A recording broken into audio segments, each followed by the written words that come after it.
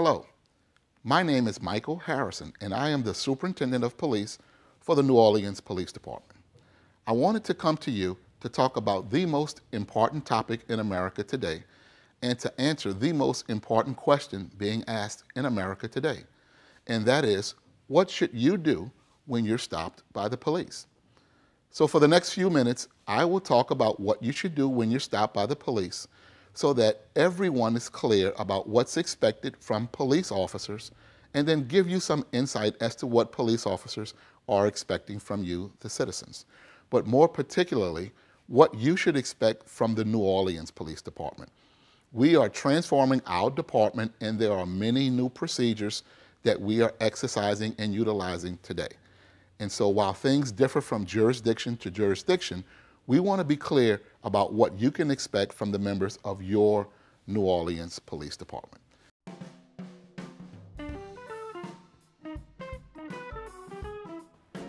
Well, a couple of things. Number one, I want you to know that we train, just like most police departments across America, we train our officers to only stop people under what's called reasonable suspicion. That is, the suspicion that, number one, a crime has been committed, was committed, or is about to be committed. That's what's called reasonable suspicion. Now, that happens in many ways. That happens with vehicle stops, that happens with pedestrian stops.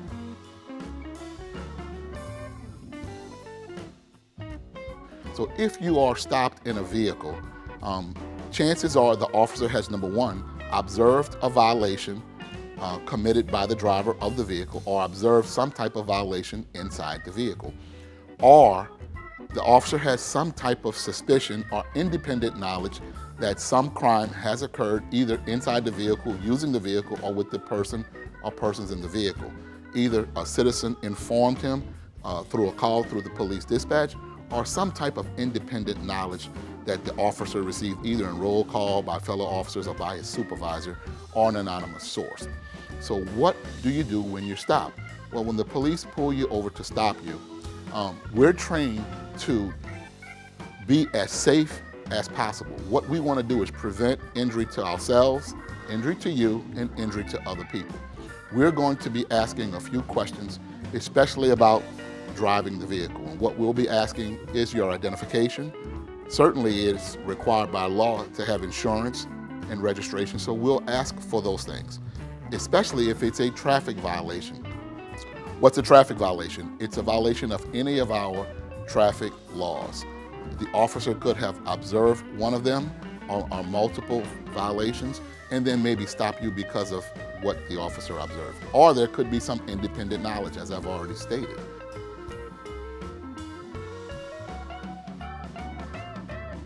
We're always concerned about safety, so safety is always first. In general, we're going to tell you why we stopped you, but before we can do anything, we all have to be safe. And so when we approach, if we feel that that situation is combative and that person is resistant, before we even begin talking, we're not going to do anything until we establish safety. That's what we train.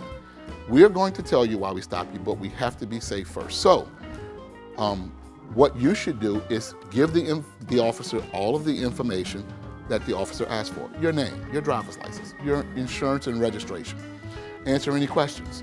Keep your hands where the officer can see them.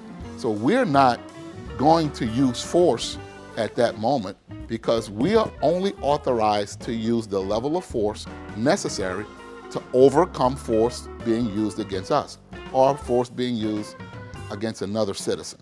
So it's no force necessary when asking for personal identification and driver information. However, when citizens refuse to give us that information, what we're doing there is exhibiting what's called officer presence, giving verbal commands. Beyond officer presence and verbal commands, everything else after that becomes some type of physical contact, which is not what we want. We want to be able to get through the situation with just officer presence and verbal commands.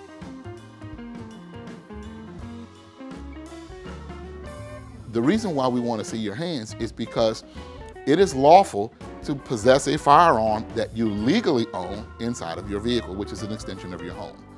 However, many people possess illegal weapons and many people carrying them illegally in their cars, and that's where the danger comes in.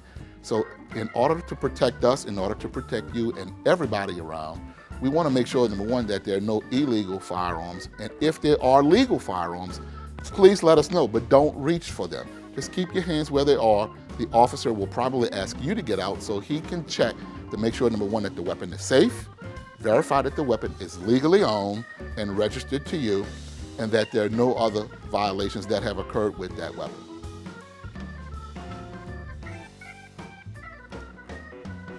It is okay to ask the officer why you were stopped. That is your right to know that. It is always important to know that safety is first. And so the officer will establish safety first, and then when everybody has a comfort level that's conducive to getting through this, the officer will tell you. Here in New Orleans, we equip our officers with body cameras. We equip our vehicles with cameras on the dashboard. So we will be recording every single thing that we do when we pull you over and when we walk up to the vehicle. Also, we have tasers. On our tasers, there are high-definition audio and video recorders. So everything that we do in New Orleans is recorded. That may not be the same in other jurisdictions. So don't have that level of expectation everywhere you go, but in general, at some point the officer will tell you why he stopped.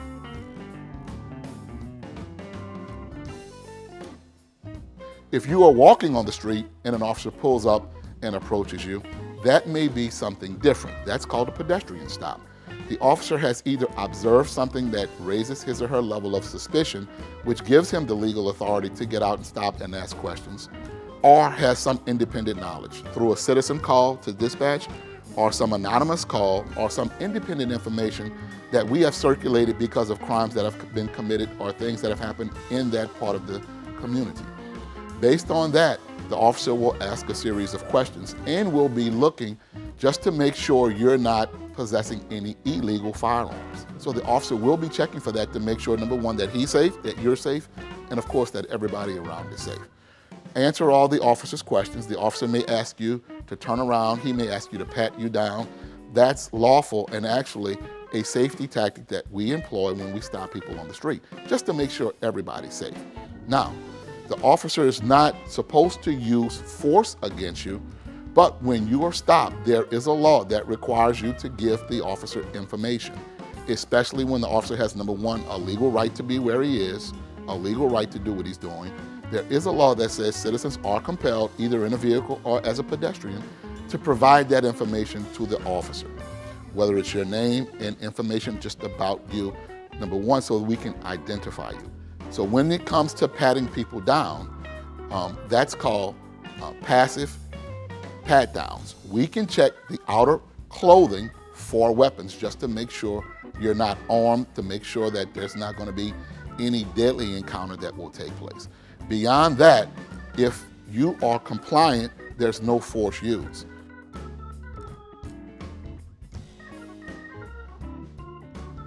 People who are resistant to officers' verbal commands cause the officers to have to use physical contact. Now, this is just for the city of New Orleans, but it's generally similar in other police departments.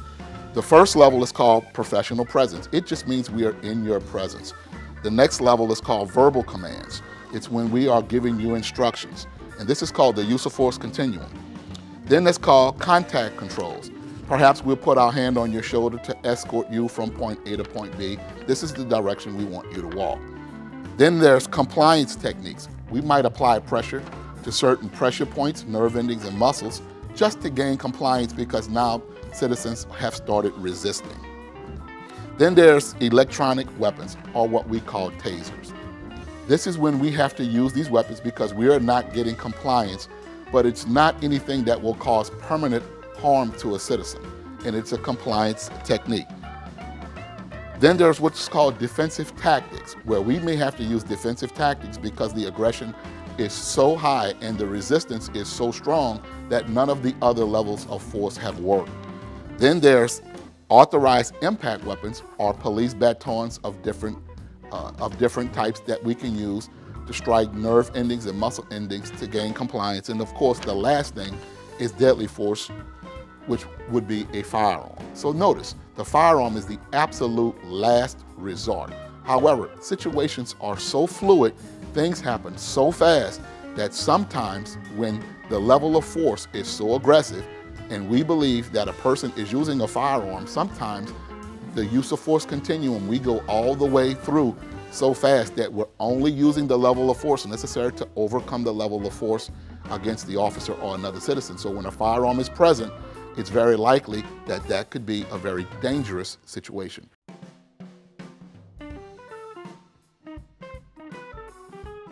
The courtroom and the court of law is the place to challenge that.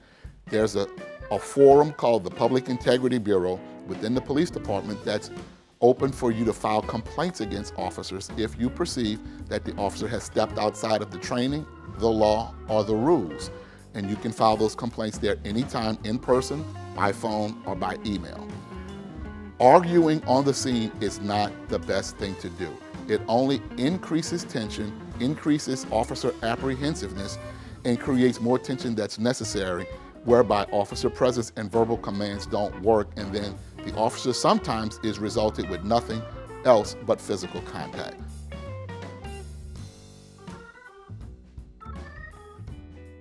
By way of a consent decree, we have promised to transform this department to give you the best police department in America. We're not there yet, but we're certainly on our way, and we're far better than we used to be, and we are totally transparent, which means we will let you know what we're doing every step of the way. And so I've given you a few points on the use of force continuum. I've given you a few points on what you should do when you're stopped, on what's expected by you by law, on what's expected from us by law, and what the law authorizes us to do.